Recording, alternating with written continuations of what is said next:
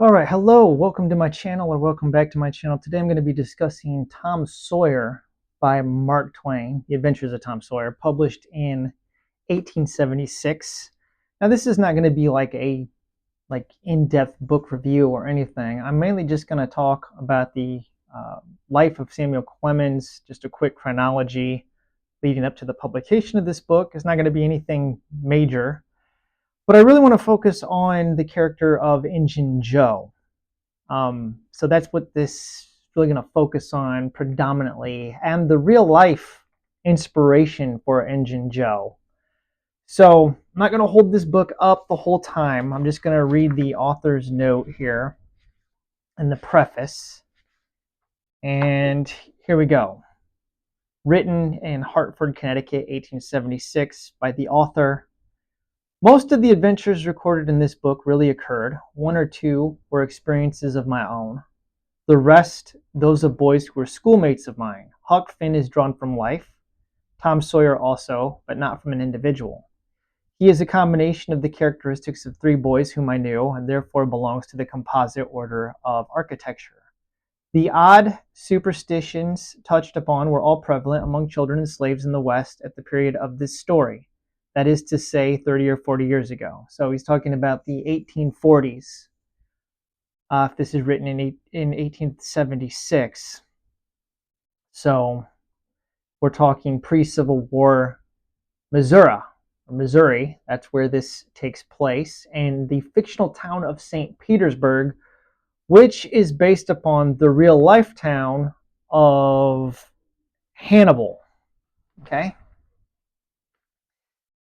Although the book is intended mainly for entertainment of boys and girls, I hope it will not be shunned by men and women on that account, for part of my plan has been to try to pleasantly remind adults of what they once were themselves, and of how they felt and thought and talked, and what queer enterprises they sometimes engaged in.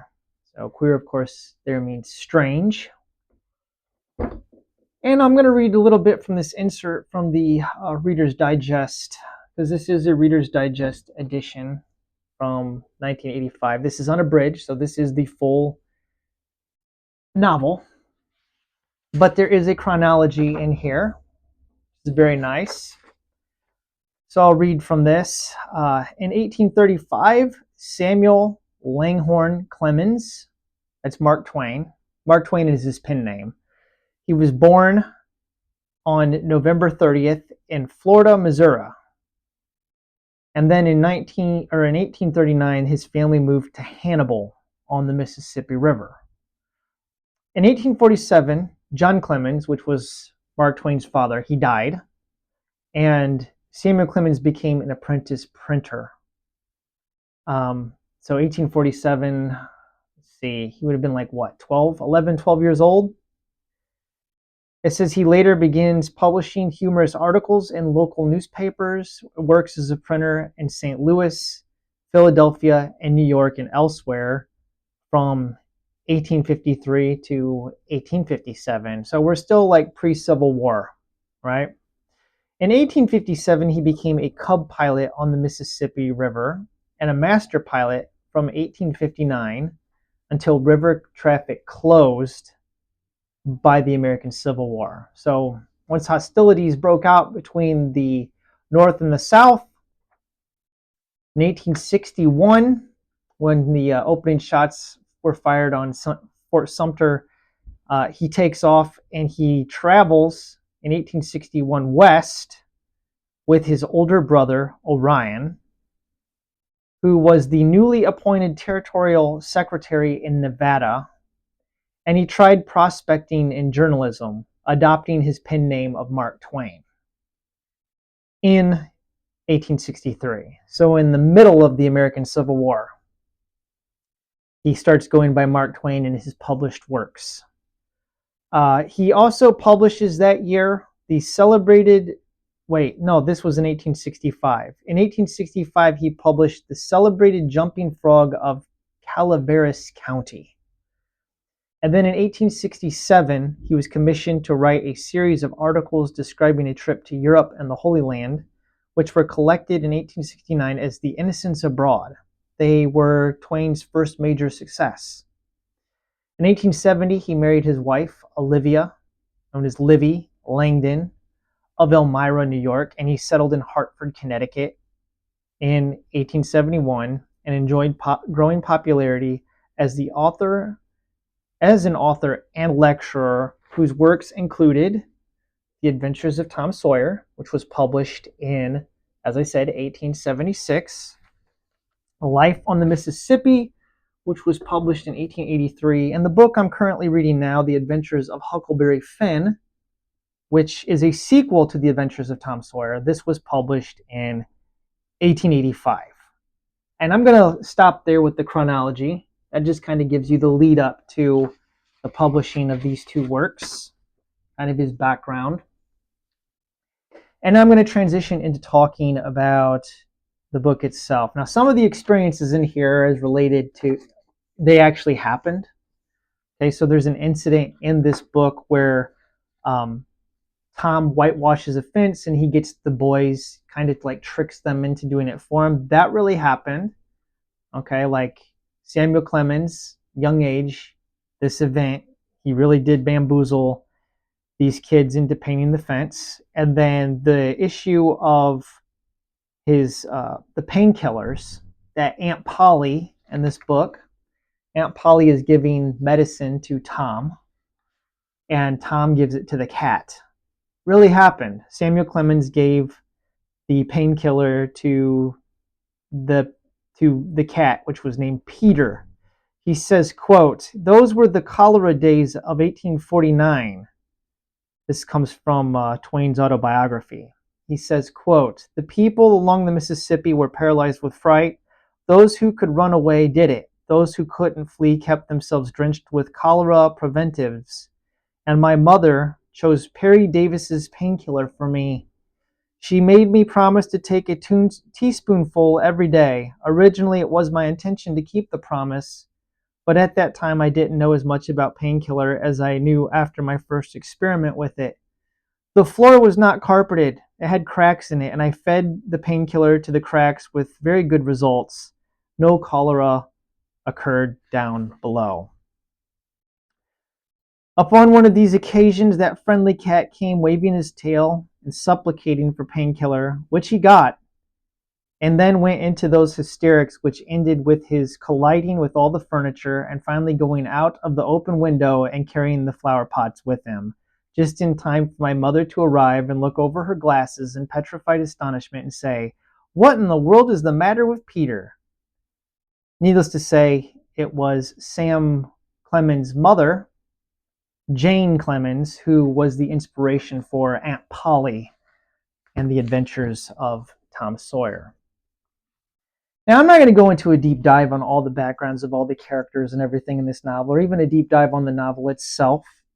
If you want to, know these things, you can look them up. You can find them. There is a walking tour online of the town here of Hannibal, which has historical markers where they've taken pictures and posted them. I'll try to link something in the description box below if you want to check that out, so you can see the sites, the places, and the people that he uses as inspiration for this book. But I really wanted to get into a talk about Injun Joe, who is our antagonist in the novel. Now, for the most part, through the first 8 chapters or so, there really is just kind of a series of young man's adventures with not much of a centralized plot. But that all changes once we get to chapter 9 of the novel, when it's titled Tragedy in the Graveyard, when the character of Injun Joe murders a man. Okay, and there you can see him with his knife behind his back in this illustrated version. And Tom and Huck witness the murder. All right, and then throughout the rest of the book, Injun Joe kind of drifts in and out of the narrative. It's still kind of a series of boys' adventure stories, but this is kind of like the more central, I guess, A plot for the remainder of the book is Injun Joe being out there, a killer on the loose.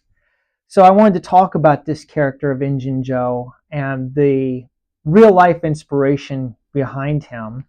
So there was this man who was a local folk legend in the Hannibal area in Missouri. His name was Joe Douglas. Now, there is a historical marker, okay, with a picture of Joe Douglas on it. And I'm going to read the transcript of what's on that marker verbatim, okay, as it appears. And then I'm going to talk about kind of like some other stories concerning this man that kind of fill in some of the blanks. But here we go. I'm going to read this. This is from the historical marker erected in 2016 by descendants of Douglasville. So Douglasville was a community that was named after this Joe Douglas. So here we go. Joseph Douglas, founder of Douglasville. He lived from 1822 to 1923. Joseph Douglas. I am not Injun Joe. It's right there on the big, there's a picture of him. It's got his name and it says this in a quotation. As a young boy, Joe was found scalped and left for dead in Oklahoma. Now, I do have a note here because conflicting sources say that it was actually, he was found in Callaway County, Missouri. All right?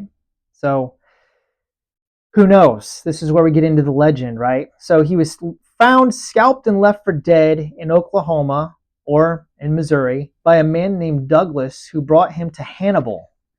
He lived on the site in the 1840s when he worked as a roustabout on the river wharf where young Samuel Clemens played.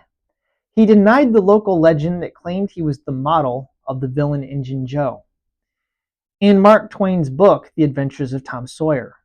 In 1871, after the American Civil War, he became one of the first African American landowners in Hannibal. By saving his meager earnings, Douglas purchased this marshy valley and sold building lots to more than 40 families of former slaves. In doing so, he created one of the oldest communities of African American property and business owners in the nation. The community is called Douglasville in his honor and included one of the oldest African American schools, that Douglasville School, built in 1870. This is the place where those families started their move up from slavery. Now, I talk a little bit about where does the Injun Joe come from, because Injun Joe in the novel he's mixed. He's half Native American Indian and then he's half white.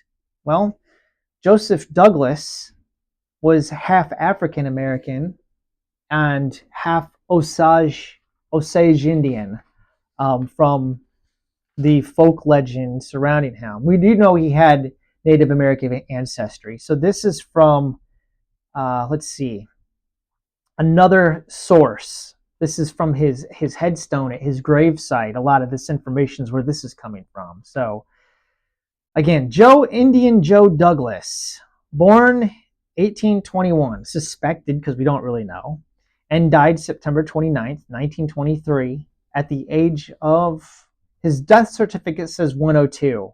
So who knows? In Hannibal, Berrien County, Missouri, USA. He is currently buried in the Mount Olivet Cemetery. So if you wanted to go on a field trip and see his gravesite, you can go there. It says here he was of African and Osage ancestry. He was found in an Osage camp as an infant. The camp had been decimated by smallpox, and he was scarred by the disease. So he did have like pock marks and stuff on his face, disfigured. And it is verified that he was scalped, and he went around wearing a red horsehair wig or a bowler cap. So his appearance was strange and scared the children. Okay. The alternate history of this is that it says he moved to Hannibal, Missouri as a child and worked as an unskilled laborer in town. And he was well known and respected there. So we don't know if he was actually found in the Osage Indian camp that was abandoned, or if he came to the town on his own. You can see there's conflicting histories here, and I have no idea what's reality. And this is why he's like a local folk legend. But we do know, it is verified, he had been scalped, and he had suffered from smallpox, and he did have mixed Native American and African American ancestry. Joe denied that he was the inspiration for Injun Joe in the Adventures of Tom Sawyer, but the Hannibal citizens perpetuated the tale. And it says after the Civil War, he purchased land in town and sold lots to families of former slaves. Now, this alternate source says that it was around 80 families as opposed to 40. And this was one of the largest, freed slaves post-Civil War communities, African American communities. It is named Douglasville. But unlike Injun Joe, who was a bloodthirsty murderer and savage in The Adventures of Tom Sawyer, Indian Joe Douglas was regarded as an honest man, an entrepreneur, and a pillar of the community. He married 2 times during the course of his life, and he raised a stepson. Okay? So I found that fascinating. I think it gets into a broader talk on the portrayal of American Indians or Native Americans in historical works. So like I said, this was published in 1876, which was our country, the United States, centennial.